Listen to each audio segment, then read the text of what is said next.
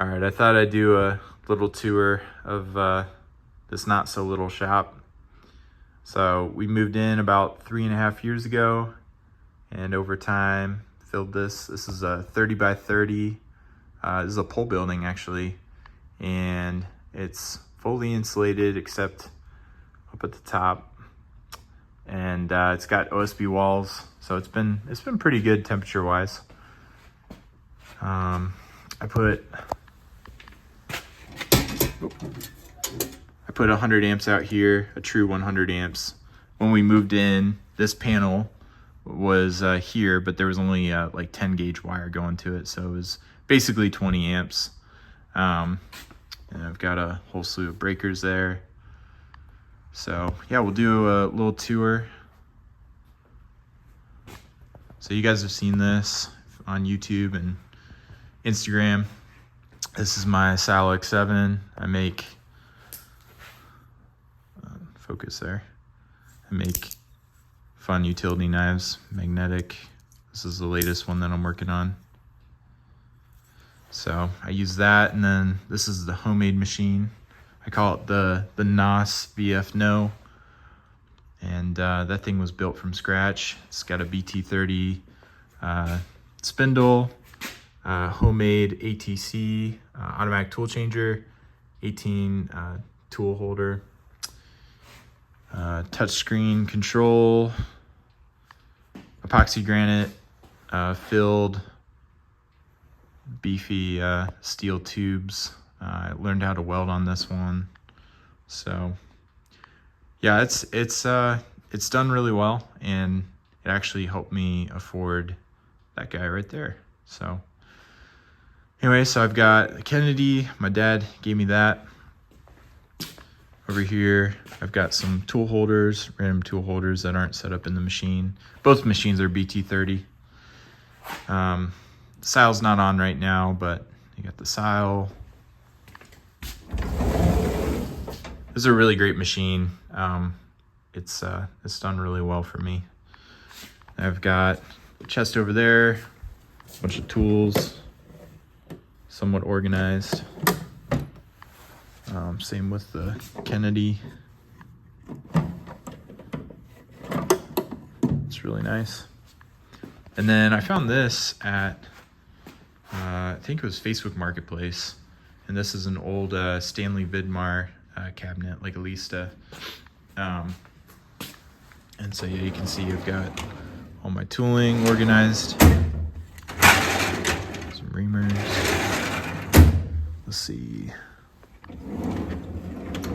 This is kind of a mess, but I've got some soft jaws in there, some hard jaws, some hardware for different vices.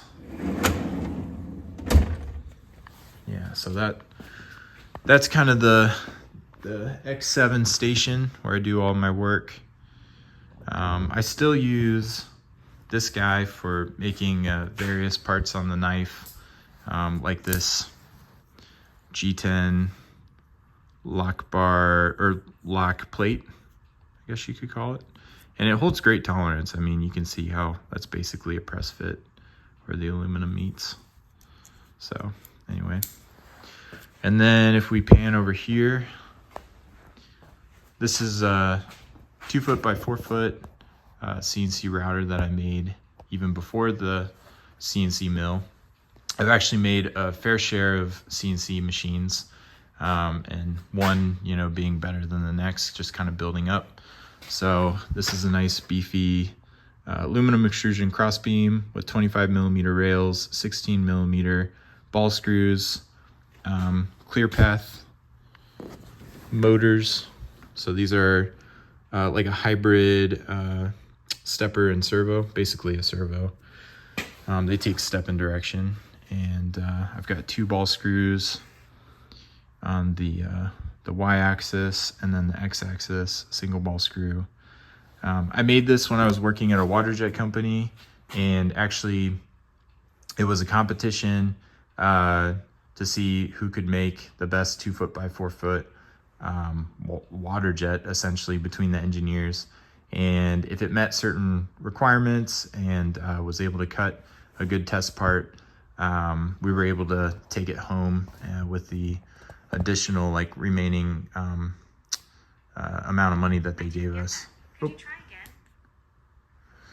So this at one point was a water jet, and there was a big bucket underneath there before there was a table on there, a big horse trough, and I just cut my test part and took it home. So this thing's excellent. I'm very happy with it. The control is a Meso. No, I don't have the box open. Excuse the mess of wiring, but it's got a VFD that's kind of hanging off there. So anyway, I've got a table here, cabinets. These are super handy for storing and hiding stuff.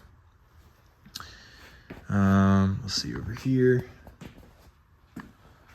I've got 2 drill presses. I like to keep this one set up with a reamer for doing my knife parts, and then this guy's set up with like a 3/16 drill for doing various drilling for the parts.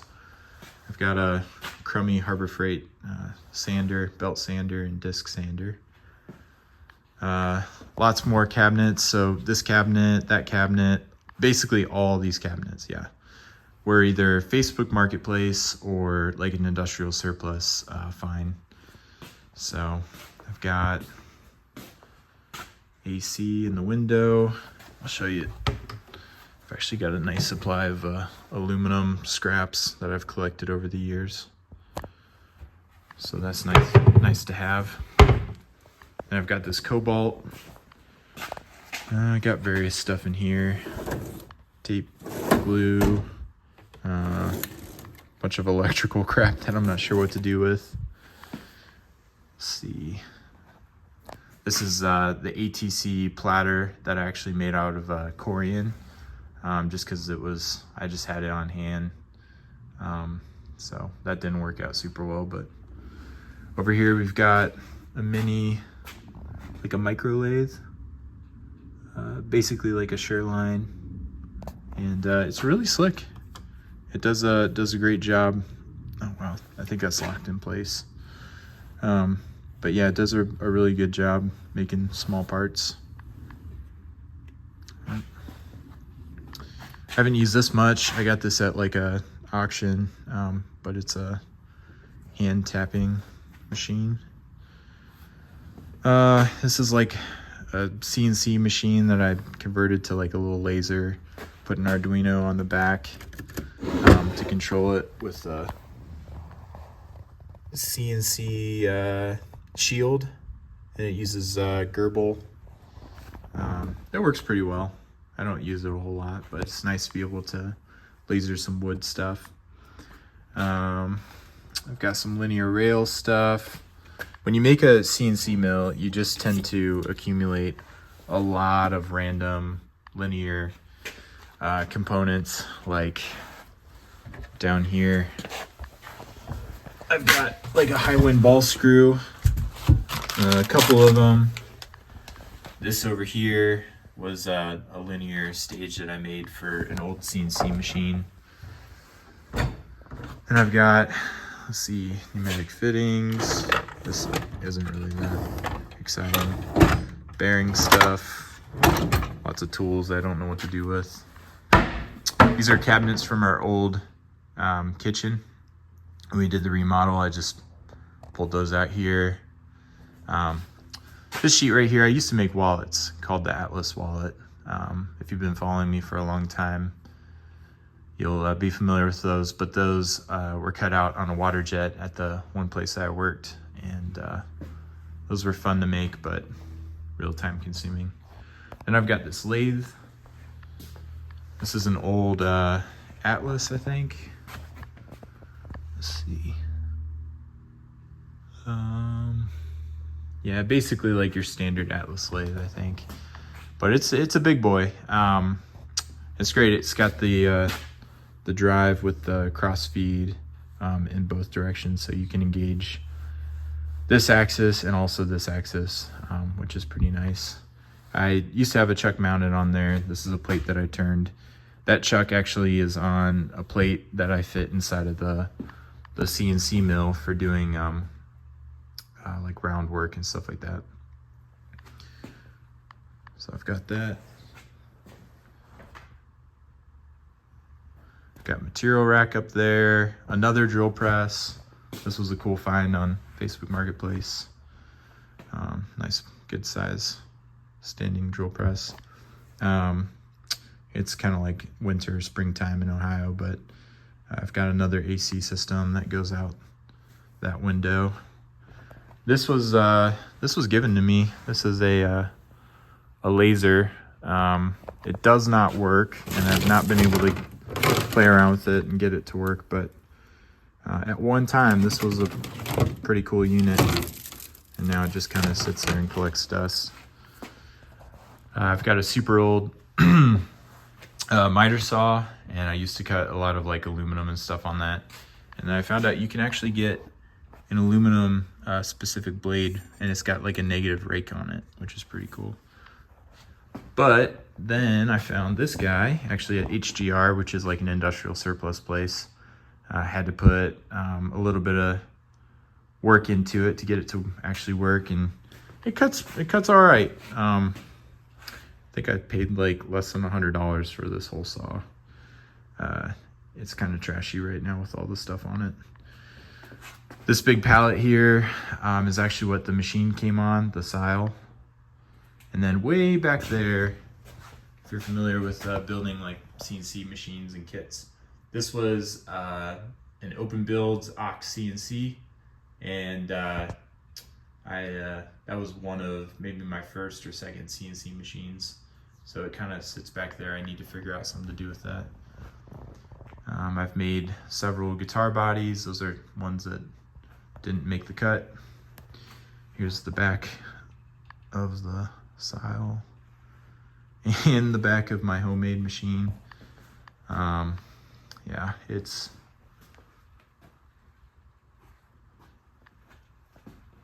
not the most ideal, but it works. I've got an AC servo motor that I use for the spindle. You can see it way up there. Got like a pneumatic area. Good thing I labeled them: mist, ATC, and drawbar. So, and then, so that's kind of the shop. And then I do a lot of my programming over here and a lot of my assembling of the knives. I've got a bunch just kind of sprawled everywhere, but these are some of the new models I'm working on. I really got to get better organized, but this is kind of maybe a Gen 3 flip, and this is another model that I came out with several years ago, and I've been perfecting. So, and then the new model that I showed you, which I only have one of right now, is this guy. So you can kind of see how it's evolved, and some of the parts on it are about the same. So I make those out of titanium. This is actually the very first one I ever made. It's missing a screw in the pivot, but this is brass, carbon fiber, flexure. I used to machine these plastic like Kydex plates here, drilled and tapped for 172 screws, and then that little tab right there had a little nub on it, and that's what retained the blade. So these were my first ever titanium handles that I ever made, and you can see it kind of opens and clicks open with the magnet. And then the other one, this is brass and titanium, but I've made several. Like over here, I've got a bunch of anodized colors, but this is what I call the slide. I'll show you how that works. Just clicks in like that, lets you cut, holds it in place with the pin. That pin isn't normally sticking out, and then it retains it. You don't have to worry about it going anywhere. So these are some of the projects that I work on in here. I've got some organization going on here, a crummy arbor press from Harbor Freight. And I just recently actually got this arbor press, which is fantastic. It's got like a return on it, spring return, and it's just super high precision, which is nice.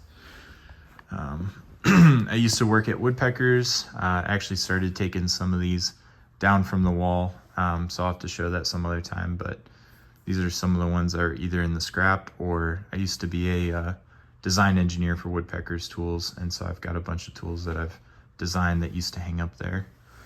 My friend made that. It's kind of cool. So yeah, overall this shop has been excellent to me. It's gonna be a bummer to leave it. It's got a nice insulated door here, and then there's 2 barn doors on the other side. So like I said, this is 30 by 30.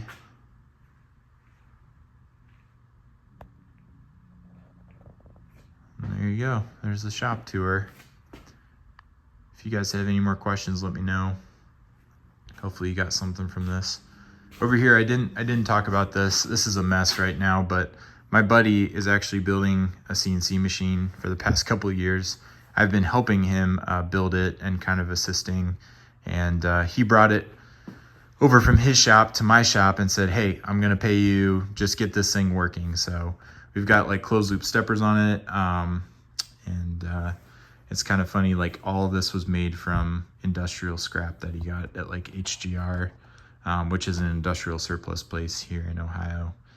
But yeah, trying to figure out how to wire this bad boy up and trying to remember how to do it. Just uses an Arduino, and then you just pin it out to the different drives.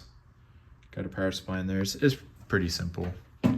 I just have to remember how to do it.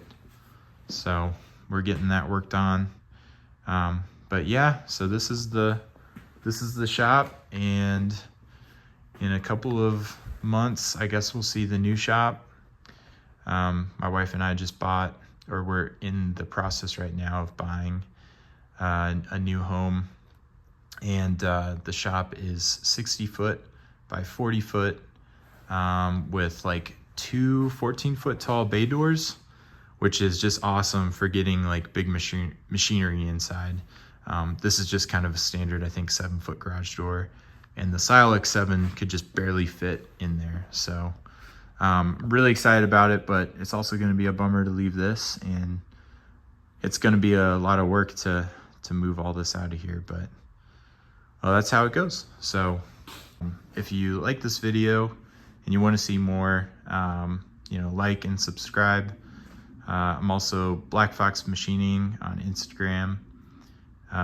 That's kind of where I show off all my knife stuff that I'm working on, or just stuff that I enjoy with like machining in general. So yeah, thanks for following along.